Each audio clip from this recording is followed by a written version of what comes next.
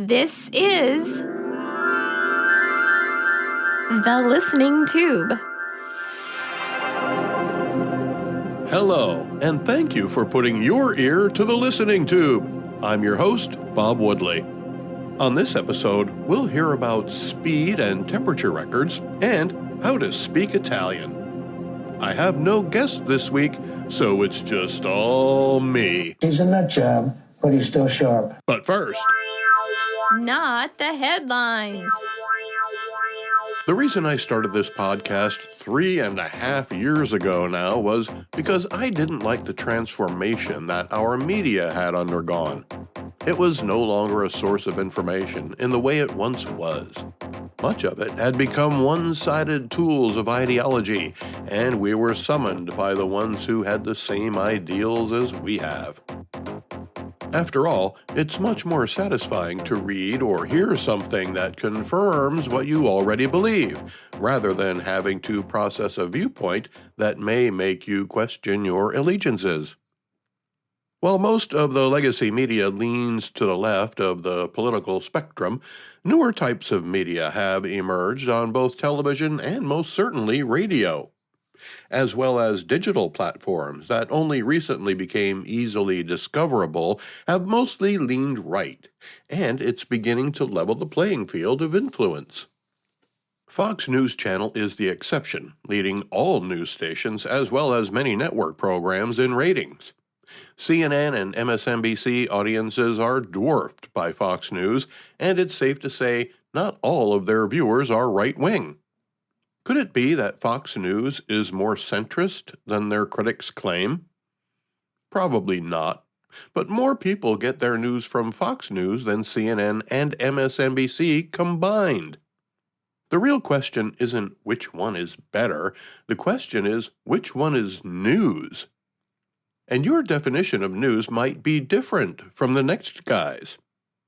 A Pew Research survey concludes that Americans have different ways of deciding what news is, or at least that's what the headline of the story about the results of the survey wanted you to believe.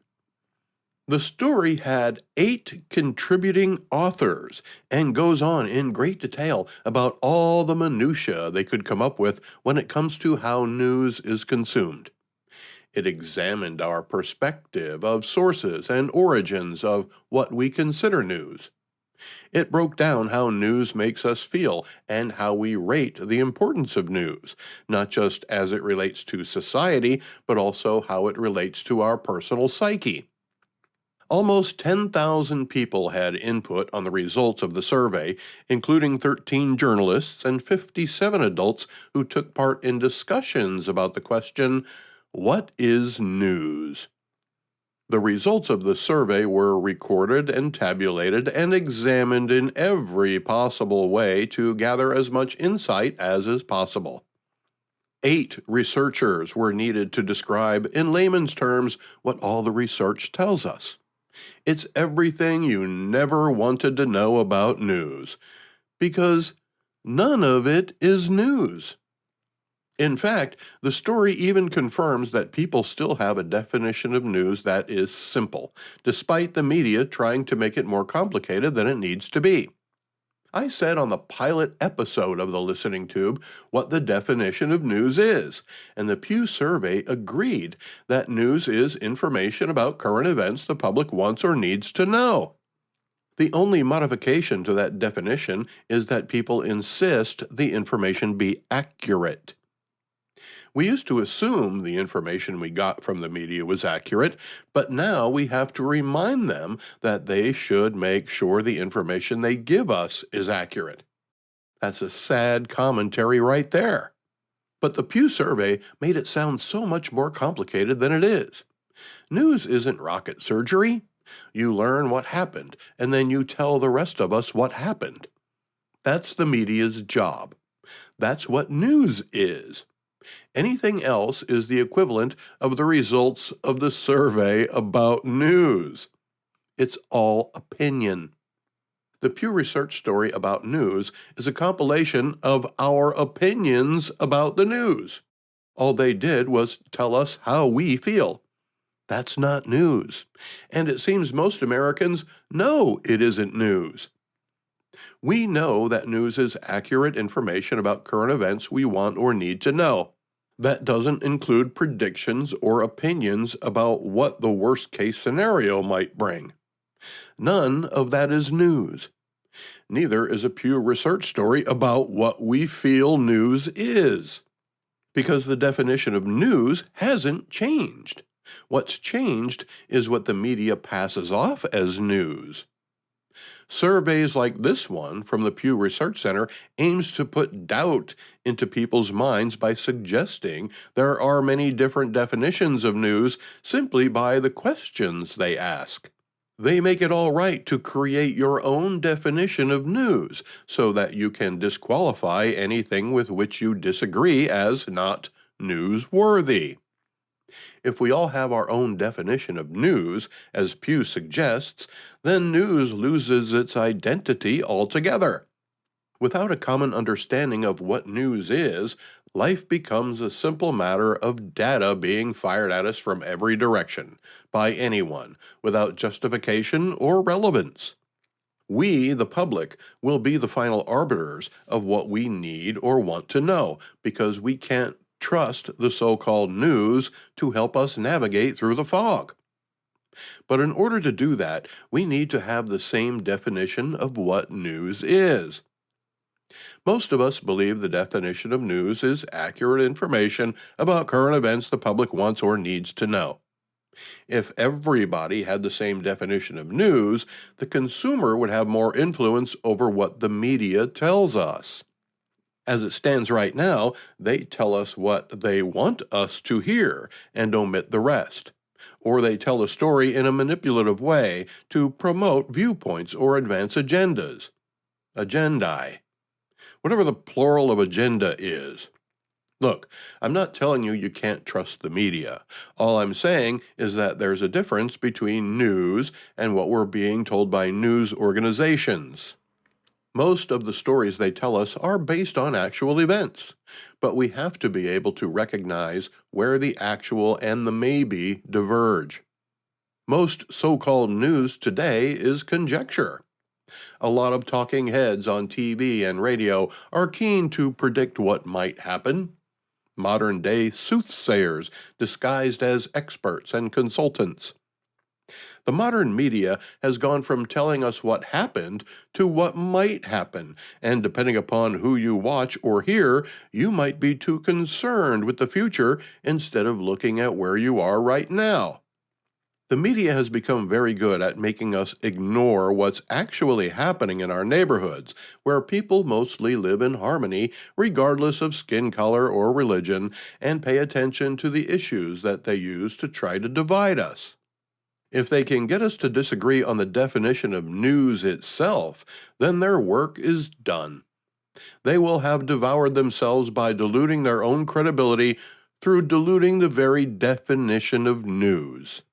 Luckily, as I pointed out earlier, most Americans have a very basic and relevant definition of news, and the thirst for an honest and trustworthy platform from which they can get news, by definition and not opinion. Then maybe we can get back to being able to trust the news in a way that we haven't been able to do since the fake moon landing. Sincerely, the Listening Tube. There's been a lot of hollering about the Jeffrey Epstein files lately. A majority of the files have been hidden from the public for years now, and there was a lot of hope that the Trump administration would make what the government knows about the case public. A lot of people want to know what happened inside the Epstein criminal enterprise that supplied young girls, and I assume boys as well, to perverts who would pay a lot of money to have sex with them. I probably could have used the word allegedly in there somewhere, but I think we're beyond that now. Obviously, something happened, otherwise Ghislaine Maxwell wouldn't be sitting in prison right now, and Epstein himself would probably still be alive. But there's an appetite by the American public for more people to be held accountable for sustaining this criminal enterprise. After all, without customers, what business could survive? And when it comes to sex, prostitution is said to be the oldest profession, so it only stands to reason that people are still willing to pay for sex and the privilege of choosing with whom. There must be a list of customers who had access to the inner circle of those providing the service. There has to be an accounting of who was willing to pay for the services of Jeffrey Epstein. The American public demands to know who was supporting this depraved criminal enterprise. There was once another depraved criminal enterprise based in the city of Chicago. Its leader was a man named Al Capone. He was the head honcho of all head honchos. His mob ruled Chicago in a way that makes today's gangs look like amateurs. Ever hear the St. Valentine's Day Massacre? Yeah, that was him. Ever heard of Geraldo Rivera opening a safe on live TV only to find it empty? That was Al Capone's safe. Al Capone was responsible for murders, bribery, shakedowns, smuggling, extortion, and more. He claimed his occupation was plumbing supplies. He was never convicted of any kind of violence or damage. He was only ever convicted of tax evasion. He was sentenced to prison, and that ended his career as a mobster. Upon his release, he retired to Florida and died of syphilis. Now, you might be thinking, Bob, what the hell are you talking about? Well, here's the thing. Knowing that the most famous mobster of all time was brought down by good record keeping, why would we expect there to be an Epstein client list? Sure, there might be a trail of money transactions that could be traced, or some other record of payments being made, but they certainly wouldn't be listed by name. Maybe by anonymous Swiss bank account numbers, but certainly not anything traceable. It's the same reason hookers don't ask for ID. To assume there ever was such a thing as a client list is underestimating the thought put into the operation. Maybe Epstein wasn't stupid enough to make a list.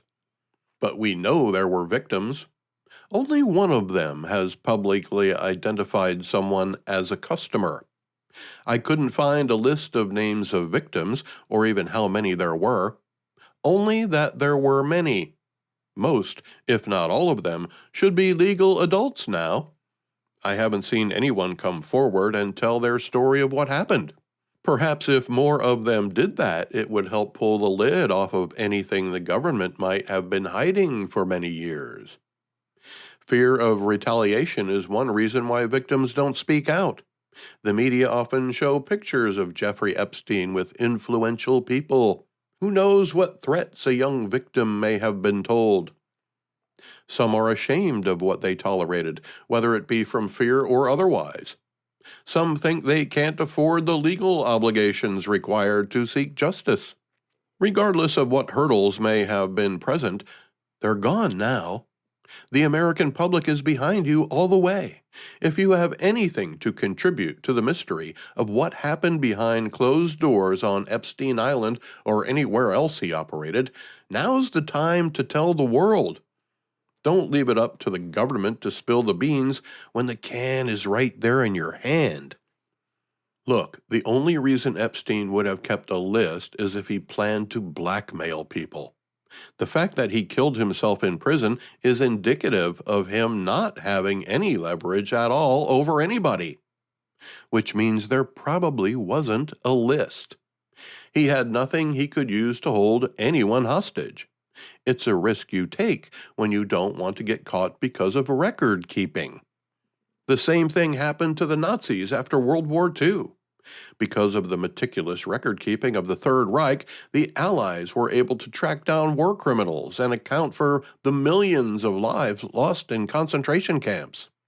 There may be a way to eventually determine who paid Epstein for what, and maybe they're still working on it, and that's why they're being tight-lipped about it. We don't know. What we do know is that there's a lot more information than the general public has been told, or that the general public is expecting more information than there actually is. The current sentiment is that the Trump administration isn't releasing anything because Trump's name is in there somewhere. If that was the case, the Biden administration would have plastered it on every billboard in the nation prior to the election. People seem to forget that the Epstein files have existed for a long time before Donald Trump became president. Imagine being Attorney General Pam Bondi and having the Epstein files dropped on your desk. You already have assumptions about what's in there. But when you go through it, your first thought is, where's the list? There's supposed to be a client list in here. I said there was a list. Now what? Well, she probably shouldn't have assumed there was a list in there. History has shown that good record keeping is a weakness when it comes to evading the law. History has also shown that you should always follow the money. Let's go back through the listening tube for this week in history. This week in 1904, Louis Rigoli, a Frenchman, becomes the first man to break the 100-mile-per-hour barrier on land. He drove a 15-liter Gaubron Brilla in Ostend, Belgium. 21 years later, in 1925, this week, Sir Malcolm Campbell becomes the first man to break the 150-mile-per-hour land barrier at Pendine Sands in Wales. He drove a Sunbeam at a two-way average speed of 150.33 miles per hour. I wonder what the record is now. I'm going to look that up. He's gonna look it up. He's really gonna do it. I want the truth. You can't handle the truth. Today, race cars routinely reach speeds of 200 miles an hour.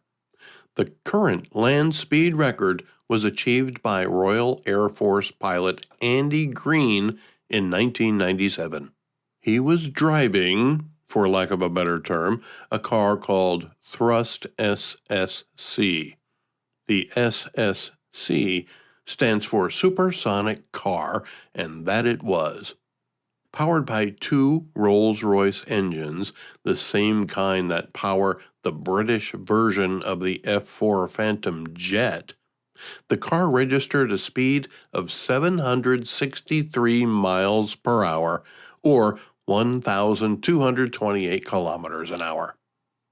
The Thrust SCC did two passes, both of which exceeded 760 miles per hour, becoming the only land vehicle to break the speed of sound.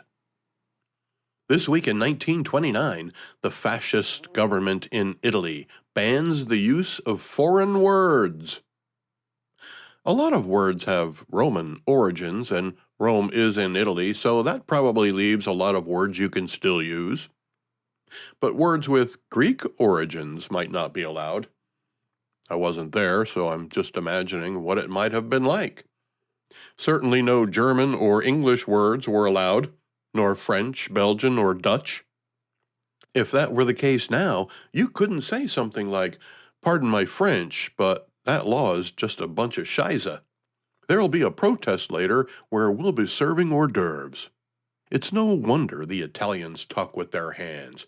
As long as your hands are moving, you're using Italian words. You can text the listening tube from the homepage if he says something stupid.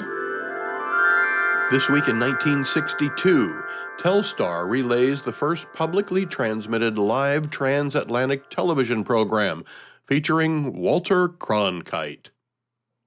Cronkite, along with Huntley and Brinkley, were the standard bearers of television journalism. Cronkite would eventually outshine Huntley and Brinkley with his emotional sharing of the Kennedy assassination with the rest of the country. He would later be called the most trusted man in America. American media doesn't have anybody like that right now. Someone with the ability to attract half of the population on a nightly basis. We had a lot fewer options back then, but there's no questioning the credibility of Walter Cronkite every night on CBS. There was no bias, there was no agenda. It was just the news, and ended with Walter driving the point home with his coda, "And that's the way it is." And people could believe him. You can hang your hat on that. This week in 1969, Neil Armstrong and Edwin Buzz Aldrin become the first humans to walk on the moon during the Apollo 11 mission. I can still remember watching the moon landing on television that night. I was at my grandparents' house because my mom and dad went out on a date to celebrate my dad's birthday. So I got to stay up late as a 7-year-old kid who was about to see something on television that we thought would change the course of mankind. It kind of did, but not as much as we thought it would. We haven't even had a person on the moon since the 1970s, and believe it or not, NASA is having a harder time doing it again than they did the first time. The computing power on the Apollo mission spacecraft were the equivalent of a pocket calculator. All the math that got us to the moon was done with slide rules and protractors. Decades later, a man would personally confront Buzz Aldrin and accuse him of faking the moon landing. Buzz punched him in the face. This week in 1983, the world's lowest temperature is recorded at Vostok Station, Antarctica, at minus 89.2 degrees Celsius. That's negative 128 Fahrenheit, without the wind chill factor, or what today they call real feel. The coldest I can recall is the winter of 1982 in Indianapolis, Indiana, when we had wind chill factor temperatures down to 70 below zero. I was at Fort Benjamin Harrison for broadcasting school, and we were told to just stay home instead of risking our lives to get to school. I still maintain that's why I didn't become the next Dick Clark. Oh well, what are you going to do? This week in 1984, Vanessa Williams becomes the first Miss America to resign when she surrenders her crown after nude photos of her appeared in Penthouse magazine. That was a shame, what happened to Miss Williams. The remarkably beautiful and talented woman worked very hard to get where she was at the time, and it was a real dick move by Penthouse to publish those pictures when they did. The reaction of pageant officials and many in the general public was also a dick move. Sure, she posed in the nude. I'm sure she took a lot of chances in order to find the success she craved, and this one came back and bit her in the ass. She was undeterred, though. Vanessa Williams went on to have a successful singing career, releasing 9 studio albums, 1 live album, 31 singles, including gold and platinum records. Her most recent album came out just under a year ago. This week in 2011, NASA's space shuttle program ends with the landing of Space Shuttle Atlantis on mission STS-135. I was sad to see it go. I was a big Space Shuttle fan from the start. A space cadet, if you will, with Space Shuttle pins and t-shirts. I was in Air Force basic training for the second ever launch of a shuttle, and the whole of basic training stopped to watch. It was a proud moment for all of us. There was a mural of a space shuttle on the wall in the chow hall of BMTS 3723, and I suppose it had been there long before the space shuttle took off the first time, because even though it was a perfect image of the space shuttle, it didn't have a name painted on it. Not Atlantis, not Columbia. The space shuttle opened up a whole new world of near-space exploration, experimentation, and maneuverability. After the shuttle program was shut down, we had to rely on a Russian rocket to get to the International Space Station. Fortunately, private industry in the United States stepped up and created ways for us to get up there without any help from the Russians. Now I'm guessing NASA is working on ways to get back to the moon and possibly set up a permanent station there. We'll see how that goes. The listening tube will return at the speed of sound. Send email to thelisteningtube@outlook.com. Normally, this part of the program includes an interview, or I'll bloviate on some subject that's been on my mind recently.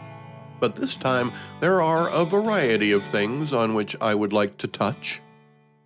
One of them is the defunding of the Corporation for Public Broadcasting. When the CPB was started, it was meant to be an unbiased source of everyday information that people could use. It was meant to inform in a meaningful way, and even in an entertaining way. After all, people are more willing to listen if they enjoy it. But what it's turned into is a medium that makes one political persuasion giddy and the other enraged. American tax dollars shouldn't be spent on something so divisive and influential. National Public Radio, which is partially funded by the CPB, is extremely biased, even though their leaders claim otherwise. They can say that all they want, but one only needs to listen to NPR or read articles they publish to understand that there is bias, even if they try to disguise it as journalism. Democrats claim that by defunding CPB, millions of Americans could lose access to emergency alerts, kids' education, and local news. The key word there is could. Democrats have been very good at telling us what might happen if we don't vote for them. What they failed to recognize is that we did vote for them in 2020, and all we got for it was open borders, high gas prices, and censorship. While Americans were being forced to wear masks and stay 6 feet apart from each other, thousands of illegal immigrants were coming into the country every week without masks, without vetting, without health screening, and then shipped all over the country. I'm not saying that public radio isn't a good thing, but the public radio we have today isn't what public radio is supposed to be, and it's only fair that American taxpayers shouldn't have to pay to propagate a political doctrine. If NPR can get back to its roots, then perhaps the funding can be restored. But right now, NPR is nothing but a progressive left megaphone that does nothing to advance honest discourse about how to create a better America. Another thing that's getting a lot of attention lately is our federal law enforcement people wearing masks as they do their jobs. Remember what it was like having to put on a mask during COVID? Every time you wanted to enter a building, go shopping, see your doctor, get some groceries, you had to put on a mask. I don't know about you, but I found it to be uncomfortable, constraining, and quite frankly, disgusting, knowing that I was breathing into that thing all day. I had trouble communicating with people because of my hearing loss. I couldn't see people's lips to try to figure out what they were saying. I hated it. I'll bet none of those ICE agents like it either. So why do they wear them? What do they have to hide? That's the question many on the left are asking. To the rest of America, it's obvious. They have to protect their identities because of the threat of being targeted by overzealous opponents of their mission. If you watch any reputable source of news at all, you would have seen ICE and Border Patrol agent vehicles being bombarded with bricks and boulders as they entered the marijuana farm in Camarillo, California. We've seen plenty of violence against the men and women who are charged with enforcing American laws by people who have taken it upon themselves to get in their way. With violence. I'm just going to say it right here. The Democrats frequently resort to violence when they don't get their way. The Democratic leadership at the state and federal levels do little to discourage it, or absolutely nothing to discourage it. Imagine if those violent people knew who the agents were and where they lived. They and their families would be in danger. Oh, wait. We don't have to imagine it. Multiple sources recently reported on the United States Congressman from California's 24th District, Salud Carbajal, who was born in Mexico and holds dual citizenship with the U.S., showed a business card to the media and a large gathering of protesters. Shortly thereafter, the person whose name was on the card, an Immigration and Customs Enforcement officer, was attacked. Is it any wonder the agents want to keep their identities a secret? There are certain elements of the public who want to bring harm to the people who are literally cleaning up the mess made by the Biden administration's policy of ignoring our immigration laws for 4 years. It's no surprise that the Democrats want to stop the mess from being cleaned up, and they're willing to resort to violence to keep it from being cleaned up. The Democrats have become a party of un-American, anti-society, anti-law and order behavior and will stop at nothing to impose progressive ideals on a resistant public. Just to prove it, Democratic lawmakers have introduced a bill to prevent law enforcement from wearing masks to protect their identity. Keep in mind that ICE and Border Patrol wear uniforms with identification on it, proclaiming that they are representing a federal agency. They have badges and, of course, a photo ID in their pockets. But that's not enough for the Democrats. They want to be able to get a good picture of the agents so they can post it on social media and try to bring harm or somehow ruin the lives of the men and women of those agencies and put their families in danger too. Not once during all the pro-Hamas events at college campuses and elsewhere, as protesters and rioters all wore face coverings, did I hear a single Democrat call for them to take off their masks. It's only when federal law enforcement wear masks that they suddenly have a problem. The Democrats might be fighting for something, but they're not fighting for American values. Many Democrats are no longer even representative of the people in their districts. They're not interested in representing the people as much as they're interested in representing a leftist agenda. And if that wasn't enough, the Supreme Court decisions just keep falling Donald Trump's way, don't they? He was recently given the green light to cut the number of bureaucrats at the Department of Education. I see this as a huge win for the American taxpayer, to the tune of $800 billion a year.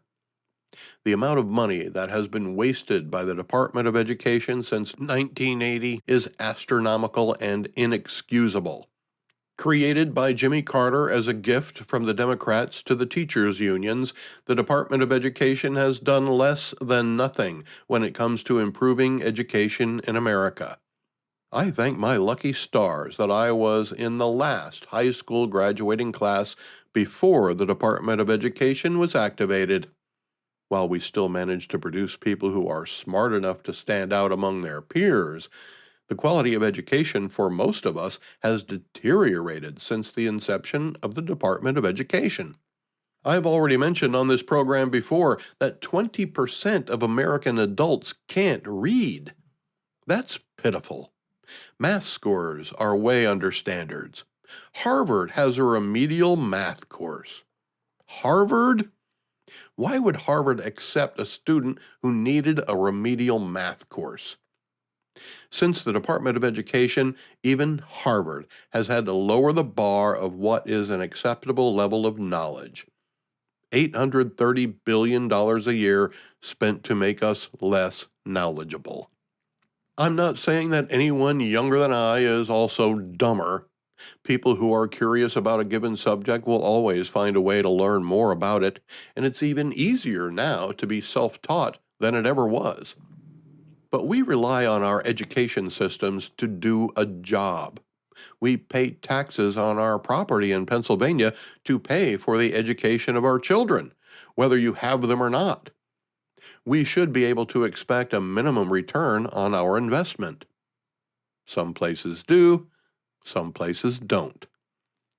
The Department of Education was supposed to fix that, among other things, but never did.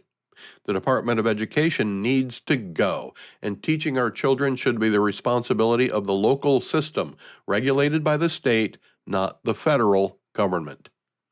There are some important responsibilities that will be passed on to the Department of Health and Human Services, so the entire mission isn't being abandoned.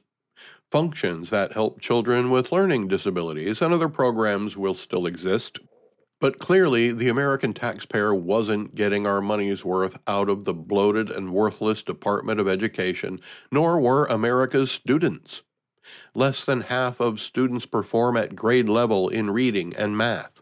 Performance is even worse in urban areas. Teachers' unions have had no interest in improving the performance of our children academically. They only fight for what benefits the teachers, not the students. The Supreme Court handed down another ruling recently that gave parents the right to opt out of classes that conflict with their religion or morals. Perhaps if educators concentrated on the basics of what we need to know as we progress through the learning process, instead of using valuable school time to indoctrinate progressive values, there would be no classes in which a parent might not want their child. Just saying. If parents object to what's being taught in public schools, then maybe the schools should take another look at what they're teaching. It's just more of the progressive left trying to force-feed a doctrine to children who just want to learn how to read and write and add and subtract. Or maybe they don't want to learn anything at all. Too bad. Not everybody likes school, but you do it anyway because you know you have to eventually learn stuff because your dad's going to kick you out of the house at some point and you're going to have to figure out the rest on your own. You better have the basics down by then.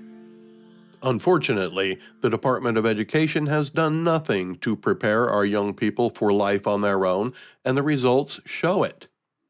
Once the Trump administration degrades it to an irrelevant entity, it will make it easier for Congress to officially do away with it once and for all. Perhaps then our kids can get back to learning in a way that will benefit them and, in turn, the rest of us as well.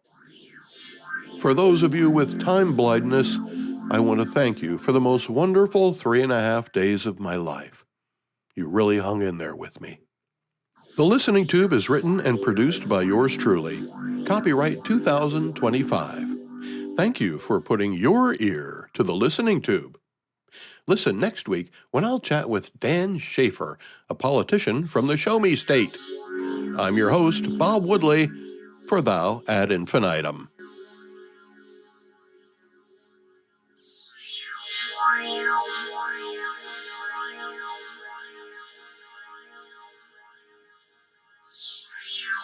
Wow.